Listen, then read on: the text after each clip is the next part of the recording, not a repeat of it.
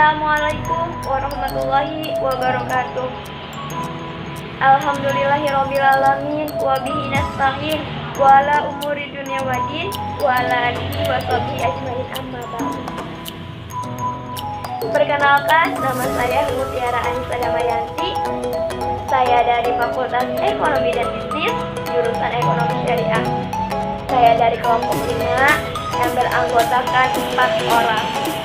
Yang pertama yaitu ada Muhammad Ruli Wijayanto, yang kedua ada Ajar Awad Apriliawan, yang ketiga ada Ajar Ramadhani, dan yang terakhir adalah saya sendiri.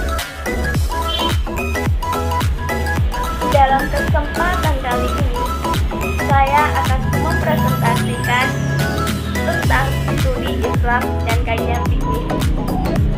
Banyak sekali pertanyaan-pertanyaan yang muncul tentang kajian fikih. Apa sih pertanyaannya? Yang pertama yaitu, apa sih fikih? Apakah fikih penting dalam kehidupan kita? Nah, itulah seputar pertanyaan-pertanyaan tentang fikih. Mari kita bahas satu persatu pertanyaan-pertanyaan tersebut. Yang pertama yaitu pengertian fikih. Apa sih pengertian fikih? Fikih secara bahasa, fikih atau al-fiqh yang berarti fahmun, yang artinya pemahaman yang mendalam yang memerlukan pengarahan akal pikiran.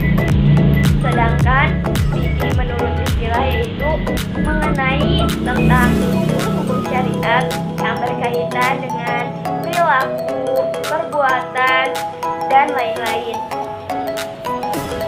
Contohnya seperti apa? Contohnya seperti hukum sholat. Nah, hukum sholat ini seperti apakah sholat ini wajib atau sunnah. Hukum puasa, apakah sunnah ini wajib atau sunnah. Seperti hukum menyikat gigi di saat puasa. Nah, itu tuh hukumnya makruh atau sunnah atau batal dan lain-lain. Ada 7 kategori menurut ijma atau para ulama. Yang pertama yaitu fikih ibadah. Apa sih fikih ibadah? Fikih ibadah yaitu mengenai tentang hukum-hukum yang berkaitan dengan ibadah kepada Allah. Contohnya seperti apa?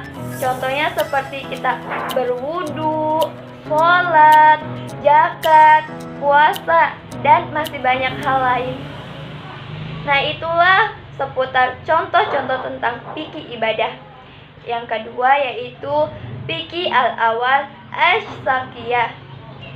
Nah, fikih ini yaitu berkaitan dengan masalah kekeluargaan seperti perceraian, pernikahan, hukum waris, dan lain-lain. Yang ketiga yaitu fikih muamalah. Fikih muamalah ini membahas tentang hukum-hukum perbuatan manusia dan hubungan di antara mereka. Contohnya seperti apa sih hukum muamalah itu? Hukum muamalah itu contohnya seperti jual beli, sewa menyewa, atau jaminan. Nah, seperti itu contoh fikih muamalah. Yang keempat yaitu ada fikih siyasah. Fikih ini membahas tentang kewajiban pemimpin. Contohnya seperti apa? Contohnya pemimpin harus adil kepada masyarakat, tidak boleh zalim. Seperti itu contoh kewajiban pemimpin. Yang kelima ada fikih al-uqubat. Nah, fikih al-uqubat ini tentang apa sih? Nah, fikih al-uqubat ini yaitu mengenai masalah hukum yang berkaitan dengan kejahatan, tentang tindak pidana. Seperti itu contohnya kayak pencuri, pembunuhan, mabok, seperti itu. Terus yang keenam yaitu fikih asyar. Apa sih fikih asyar? Fikih asyar itu mengatur tentang negara Islam dengan negara lain. Contohnya seperti apa? contoh ya, mengatur split perang dan damai. Dan yang terakhir yaitu fikih, akhlak, dan adab. Nah, fikih, akhlak, dan adab ini yaitu berkaitan dengan perilaku kita atau akhlak kita, baik dan buruknya, seperti itu. Assalamualaikum warahmatullahi wabarakatuh. Perkenalkan, nama saya Azhar Prihawan dari kelompok 5 ingin menyampaikan materi terkait dengan sejarah perkembangan fikih. Sejarah perkembangan fikih. Fikih lahir bersamaan dengan lahirnya agama Islam. Sebab agama Islam itu sendiri adalah kumpulan peraturan yang mengatur hubungan manusia dengan Tuhannya, hubungan manusia dengan sesama. Karena luasnya aspek yang diatur oleh Islam, para ahli membagi ajaran Islam ke dalam beberapa bidang, seperti di bidang akidah, bidang ibadah, bidang muamalah. Semua ini di masa Rasulullah diterangkan dalam Al-Quran sendiri, yang kemudian diperjelas lagi oleh Rasulullah di dalam sunnahnya. Hukum yang ditetapkan dalam Al-Quran atau sunnah kadang-kadang dalam bentuk jawaban dari suatu pernyataan atau disebabkan terjadinya suatu kasus atau merupakan keputusan yang dikeluarkan oleh Rasulullah SAW ketika memutuskan suatu perkara. Jadi sumber fikih itu hanya dua. Jadi sumber fikih di masa itu ialah hanya Al-Quran dan Sunnah. Di masa sahabat banyak terjadi berbagai peristiwa yang dahulunya belum pernah terjadi. Maka untuk menetapkan hukum terhadap peristiwa yang baru itu, para sahabat terpaksa berijtihad. Dalam ijtihad ini kadang-kadang terdapat kesepakatan pendapat seperti yang dinamakan ijma, dan kadang-kadang terjadi perbedaan pendapat yang dinamakan atsor. Para sahabat tidak akan menetapkan hukum di suatu perbuatan kecuali memang sudah terjadi, dan hasil ijtihad para sahabat tidak dibukukan. Karena itu hasil ijtihad mereka belum lagi dianggap sebagai ilmu, tetapi hanya merupakan pemecah terhadap kasus yang mereka hadapi. Karena itu hasil ijtihad para sahabat belum dinamakan fikih, dan para sahabat yang mengeluarkan ijtihad belum dapat dinamakan fuqaha. Pada abad kedua dan ketiga Hijriah yang dikenal dengan masa tabi'in dan imam mazhab, daerah yang dikuasai oleh umat Islam makin meluas. Banyak bangsa-bangsa yang berharap memeluk Islam. Karena itu banyak timbul kasus baru yang belum pernah terjadi pada masa sebelumnya. Karena kasus baru inilah yang memaksa para fuqaha berijtihad mencari hukum kasus itu. Dalam berijtihad ini mereka bukan saja bicara yang mungkin terjadi pada masa mendatang. Jadi sumber fikih pada masa itu di samping Al-Quran dan Sunnah ditambah lagi dengan sumber lain seperti ijma, qiyas, istihsan, istishab, maslahatul mursalah, mazhab sahabat dan syariat sebelum Islam. Di masa ini dimulai dengan pergerakan pembukaan sunnah, fikih, dan berbagai cabang ilmu pengetahuan lainnya. Dalam mencatat fikih di samping mendapat pendapat juga ditambah dengan dalil pendapat baik Al-Quran maupun sunnah atau semuanya. Pada masa ini orang berkecimpung dalam fikih dinamakan fuqaha, dan pengetahuan mereka dinamakan fikih. Orang yang pertama kali mengambil inisiatif dalam bidang ini adalah Malik bin Anas yang mengumpulkan sunnah, pendapat para sahabat dan tabi'in yang dikumpulkan dalam sebuah kitab yang dinamakan Muwatta yang menjadi pegangan orang Hijaz. Imam Abu Yusuf menulis beberapa buah kitab tentang fikih yang menjadi pegangan orang Irak. Imam Muhammad bin Hasan, salah seorang murid Imam Abu Hanifa, telah mengumpulkan pendapat Imam Abu Hanifah dalam sebuah kitab Zihrul Riwayah yang menjadi dasar mazhab Hanafi. Dan di Mesir, Imam Syafi'i menyusun kitab Al-Um yang menjadi dasar mazhab Syafi'i. Sesuai dengan perkembangan zaman, maka para ahli fikih dalam memberikan definisi fikih juga berupa diantaranya: pertama, definisi pada abad 1 atau pada masa sahabat. Definisi fikih pada masa itu ialah ilmu pengetahuan yang tidak mudah diketahui oleh masyarakat umum. Artinya untuk mengetahui fikih atau ilmu fikih yang dapat diketahui oleh orang itu hanya orang yang mempunyai ilmu agama yang mendalam, sehingga mereka dapat membahas dengan meneliti buku-buku yang besar dalam masalah fikih. Mereka inilah yang disebut dengan liyatafaqahu fiddin, yaitu mereka yang bertafakuh dalam agama Islam. Yang kedua, definisi fikih pada abad kedua. Masa telah lahirnya mazhab. Pada abad kedua ini telah lahir pemuka-pemuka mujtahid yang mendirikan mazhab yang terbesar di kalangan umat Islam. Pengertian definisi fikih pada waktu itu ialah suatu cabang ilmu pengetahuan dari bidang ilmu agama. Maka lafaz fikih dikhususkan untuk nama-nama dari hukum-hukum yang dipetik dari kitabullah dan sunnatul rasul. Sekian dari saya, kurang lebihnya mohon maaf. Assalamualaikum warahmatullahi wabarakatuh. Saya Muhammad Ruli Wijayanto dari kelas 1B Ekonomi Syariah. Saya akan menjelaskan tentang sumber-sumber hukum fikih. Yang pertama adalah Al-Quran. Al-Quran adalah wahyu yang diturunkan kepada Nabi Muhammad SAW melalui malaikat Jibril. Menurut ulama usul, Al-Quran adalah kalam Allah yang diturunkan kepada Nabi Muhammad SAW yang ditulis dalam mushaf berbagai bahasa. Dalam mushaf berbahasa Arab dinukilkan kepada kita dengan jalan mutawatir, diawali dari surat Al-Fatihah, diakhiri dengan surat An-Nas, dan membacanya merupakan ibadah. Al-Quran menjelaskan rambu-rambu masalah akidah dengan secara rinci, namun masalah ibadah dan hak antar sesama dengan cara garis besar dalam syariat Islam. Al-Quran adalah undang-undang dalam menetapkan aturan sosial. Ia sebagai tuntunan bagi Nabi SAW dan pengikutnya, karena ia merupakan sumber utama dan pertama. Banyak hukum mengenai ibadah dalam Al-Quran disebutkan secara garis besar, seperti hukum sholat, puasa, zakat, dan tidak jelaskan secara cara melakukan sholat atau kadar yang dikeluarkan dalam zakat. Penjelasan rinci mengenai hal-hal tersebut terdapat dalam sunnah, baik dengan perkataan ataupun perbuatan Rasulullah SAW. Dengan demikian, hal dengan perintah Al-Quran untuk memenuhi perjanjian dan akad serta halalnya jual beli dan haram riba disebutkan secara garis besar.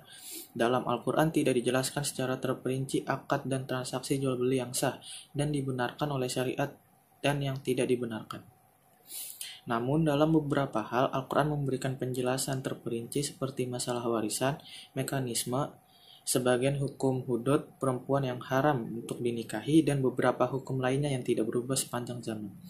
Penguraian secara garis besar terutama dalam masalah hukum-hukum muamalat, sosial, sistem politik membantu kita untuk memahaminya dan memudahkan prakteknya dalam situasi yang berbeda dengan tetap berpegang dengan pemahaman yang benar. Penguraian garis besar juga menjelaskan bahwa Al-Quran dirinci oleh Rasulullah SAW dalam penentukan mekanisme hukum, kadarnya, dan batasannya, karena Al-Quran memberikan isyarat tentang tugas sunnah dalam hal ini. Apa yang diberikan Rasul kepadamu, maka terimalah, dan apa yang dilarangnya bagimu, maka tinggalkanlah. Surat Al-Hajj ayat 7. Dari sini maka sunnah adalah pintu masuk memahami Al-Quran secara utuh. Yang kedua adalah as-sunnah. Menurut ulama, hadis sunnah adalah apa-apa yang datang dari Nabi SAW berupa perkataan, perbuatan, persetujuan, sifat-sifat beliau, baik sifat jasmani ataupun sifat akhlak. Sunnah merupakan sumber syariat Islam setelah Al-Quran. Sunnah berfungsi merinci garis besar Al-Quran, menjelaskan yang muskil, membatasi yang mutlak, dan memberikan penjelasan hukum. Sunnah merupakan sumber independen atau mustakil yang tidak ada hukumnya dalam Al-Quran, seperti warisan untuk nenek yang dalam sunnah disebutkan mendapatkan warisan 1/6 dari harta warisan. Namun demikian, sunnah mengikuti Al-Quran sebagai penjelas, sehingga sunnah tidak akan keluar dari kaidah-kaidah umum dalam Al-Quran. Maka memahami sunnah secara umum merupakan sesuatu yang pasti dalam memahami Al-Quran, karena jika tidak, kitab suci ini tidak mungkin bisa dipahami dan dipraktekkan dengan benar. Sunnah sampai ke kita dengan melalui jalan periwayatan secara berantai sehingga ke Rasulullah SAW sebab masa kenabian sudah usai.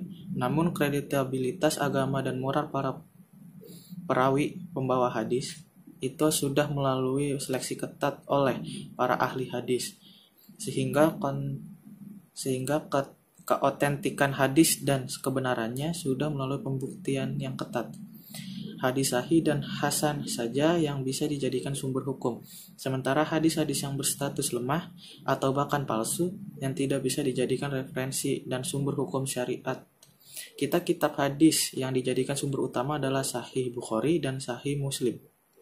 Sebagaimana kemudian kitab-kitab Sunan Abu Dawud, Sunan An-Nasai, Sunan At-Tirmizi, Sunan Ibnu Majah, di samping kitab Al-Muwatta karangan Imam Malik dan Musnad Ahmad karangan Imam Ahmad memiliki kedudukan penting bagi para ulama fiqh. Jadi seorang ahli fiqh akan mencari dalil terlebih dahulu dari Al-Quran, kemudian dari Sunnah diriwayatkan dalam sebuah hadis. Rasulullah SAW bertanya kepada Mu'az bin Jabal, "Bagaimana kamu memutuskan masalah yang kamu hadapi?" Mu'az menjawab, "Saya memutuskan dengan kitab Allah." Kemudian Rasulullah bertanya, "Bagaimana jika kamu tidak menemukan di dalamnya?" Mu'az kemudian kembali menjawab, "Dengan sunnah Rasulullah." Kemudian Hakim Syurai Umar bin Khattab mengirim surat kepadanya yang berisi, "Hendaklah kamu memutuskan dengan kitab Allah, jika tidak menemukan maka dengan sunnah Rasulullah SAW." Bismillahirrahmanirrahim. Assalamualaikum warahmatullahi wabarakatuh. Alhamdulillahirabbil alamin. Wassalatu wassalamu ala asyrafil anbiya'i wal mursalin wa ala alihi wa sahbihi ajma'in. Amma ba'du. Perkenalkan, nama saya Asya Ramadhani dari Fakultas Ekonomi dan Bisnis, jurusan Ekonomi Syariah. Saya dari kelompok 3 yang akan menjelaskan tentang kajian fungsi dan tujuan fikih. Fungsi dari fikih itu sendiri adalah untuk memahamkan kepada kita sebagai umat muslim agar dapat memahami, mengerti, dan melaksanakan pokok-pokok hukum Islam atau syariat Islam dan tata cara pelaksanaannya agar dapat diterapkan dalam kehidupan sehari-hari, yang kemudian akan menjadikan kita sebagai muslim dan muslimah yang taat dalam menjalankan dan melaksanakan syariat Islam secara kafah atau sempurna. Selain itu, fikih dalam kehidupan umat muslim bertujuan untuk memberikan pengarahan agar kita selalu berada pada jalan yang lurus dan benar. Maksud dari jalan yang lurus dan benar yaitu hidup sesuai dengan syariat Islam yang bersumber dari Al-Quran dan As-Sunnah, bahkan ijma ulama atau kesepakatan para ulama. Dengan mempelajari fikih diharapkan dapat menjadi pedoman dalam kehidupan pribadi dan sosial kita, dapat mengetahui dan memahami cara-cara pelaksanaan syariat Islam, baik itu dari segi ibadah maupun muamalah. Tujuan dari fikih muamalah itu sendiri adalah mengatur hubungan sesama manusia dan mewujudkan kemaslahatan bagi mereka yang sesuai dengan prinsip syariah. Akal manusia dapat memahami hikmah dan ilat dari disyariatkannya suatu hukum muamalah, dan ulama dapat melakukan ijtihad dan analogi dalam masalah muamalah ini. Serta kita juga dapat mengamalkan dan melaksanakan ketentuan hukum Islam dengan baik dan benar, serta bentuk ketaatan kita dalam menjalankan ibadah ajaran Islam, baik itu yang bersifat hablum minallah hubungan dengan Allah, maupun hablum minan nas, hubungan dengan manusia dan makhluk-makhluk Allah Subhanahu wa taala yang lain serta lingkungan hidup lainnya. Pada akhirnya, pemahaman yang kita dapatkan dari ilmu fikih diharapkan dapat menjadi pedoman hidup dalam kehidupan bermasyarakat, membangkitkan ketaatan dalam beragama, disiplin, dan bertanggung jawab yang tinggi dalam kehidupan sehari-hari sesuai dengan syariat atau hukum Islam. Nah, teman-teman semua, mungkin itulah pembahasan kita kali ini tentang kajian ilmu hukum fikih yang ternyata cangkupannya luas sekali, khususnya pada kehidupan kita sehari-hari. Dengan demikian, semoga kita juga dapat menjadi pribadi yang lebih baik lagi dengan menjalankan hukum-hukum Islam atau syariat Islam sesuai ketentuannya. Amin ya robbal alamin. Mungkin sekian penjelasan dari kelompok kami. Bila ada kesalahan, mohon dimaafkan. Unzur maqala wala tanzur maqala. Fuminkum. Wassalamualaikum warahmatullahi wabarakatuh.